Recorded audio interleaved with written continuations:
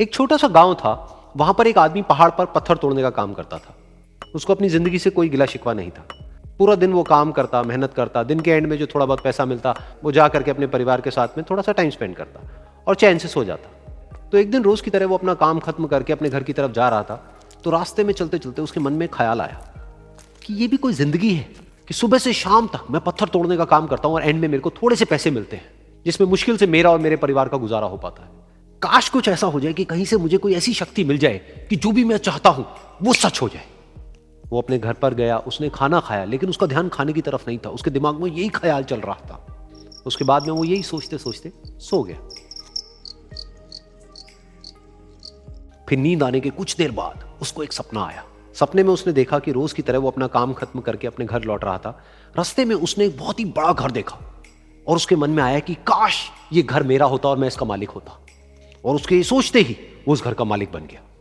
उसको यकीन ही नहीं हो रहा था कि जो उसने सोचा वो बन चुका है।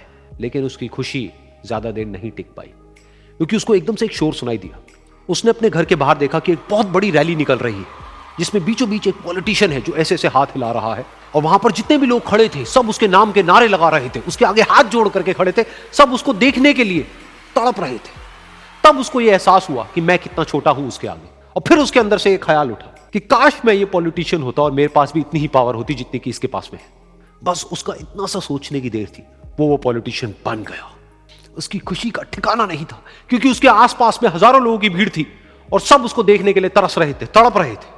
लेकिन उसकी ये खुशी भी ज्यादा देर नहीं टिक पाई। धूप बहुत ही तेज थी और उस पॉलिटिशियन को आदत नहीं थी इतनी गर्मी में रहने की। तो उस धूप की वजह से उसको चक्कर आ गए और वो बेहोश होकर के गिर गया। फिर उसको एहसास हुआ कि ये पॉलिटिशियन सबसे ताकतवर नहीं है, ये जो सूरज है ये सबसे ताकतवर है। और उसके मन में आया कि काश मैं ये सूरज बन जाऊं तो मेरे आगे कोई नहीं टिक पाएगा। और उसका इतना सा सोचने की देर थी और वो सूरज बन गया। और वो खुशी से पागल हो गया, क्योंकि पूरी दुनिया को वो ही रोशन कर रहा था और पूरी दुनिया में ऐसा कोई नहीं था जो कि उसकी रोशनी को रोक सके। लेकिन उसकी ये खुशी भी ज्यादा देर टिक नहीं पाई, क्योंकि कुछ ही देर बाद आसमान में कुछ काले बादल आए जिन्होंने कि उस सूरज की रोशनी को रोक दिया। फिर उसको यह एहसास हुआ कि इस दुनिया में ऐसा भी कोई है जिसमें दम है उसकी रोशनी को रोकने का। और उसके मन में एक ख्याल उठा कि काश मैं वो बादल बन जाऊं। और वो बादल बन गया और आसमान में उड़ने लगा। उसको ऐसा लगा कि मैं आसमान में उड़ रहा हूं और अब मैं जहां चाहे वहां जा सकता हूं। लेकिन कुछ देर बाद वहां पर एक बहुत तेज हवा का झोंका आया जो कि उन बादलों को उड़ा करके ले गया। अब फिर उसे ये समझ आया कि ये जो बादल हैं वो सूरज की रोशनी को तो रोक सकते हैं, लेकिन हवा को नहीं रोक सकते। ये हवा उनको बहा करके ले जाती है। फिर उसके मन में आया कि काश मैं ये हवा बन जाऊं। और वो हवा बन गया। हवा बनने के बाद में उसको अपने अंदर एक अलग ही ऊर्जा का अनुभव हुआ। वो चाहे तो आराम से बहता और चाहे तो आंधी बन करके, तूफान बन करके, जिसको भी चाहे उड़ा करके ले जाता। उसको ये विश्वास होने ही लगा था कि इस दुनिया में सबसे ज्यादा शक्तिशाली मैं हूं। लेकिन तभी उसके सामने आया एक पहाड़। उसने अपनी पूरी ताकत लगा दी, लेकिन उस पहाड़ को वो इतना सा भी नहीं हिला पाया। तब उसको यह एहसास हुआ कि इस दुनिया में कोई है जो हवा से भी ज्यादा शक्तिशाली है, जिसमें दम है उस हवा को रोकने का। फिर उसके मन में आया कि काश मैं ये पहाड़ होता। और वो पहाड़ बन गया।